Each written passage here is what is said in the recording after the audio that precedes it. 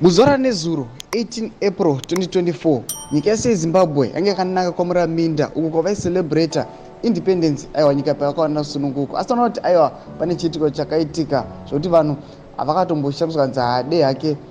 Grace anga aripo nekuti apakavhurwa hombe namai auxilia sezvamunoziva kuti amai auxilia mazuva ano vari kureva macampaigns avo sambopinda munyaya zvizere ndopanda kuti mvosubscribe wolike wotina on the bell icon then sezvamunoziva kuti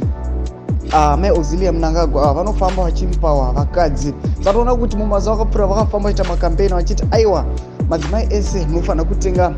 madress ane ruvara rwakadai sosera muri kuona pavhidhiyo iro vachiti aiwa kana tazova nefunction yedu aiwa nemusangano wedu weindependence takucelebrata aiwa vakadzi mai makadii makarwa kombati rakadai so asi takazoona kuti takaona kuti aiwa kune vakajamuka zvakavhundutsa vanhu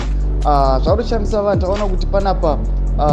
VP Chiwenga aiwa nemukadzi wavo vanga vane rimwe kombati ravo ranga rakatosiyana nemunhu wese rakasiyana nevakadzi nekuti kuti nyangwe nevamwe vakadzi vana upa muchinguri vanga vatopfeka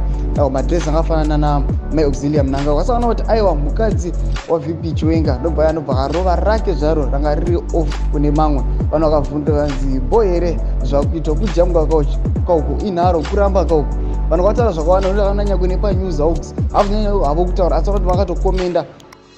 vachiti hanzi only later note Vice President Constantino Chiwenga and his wife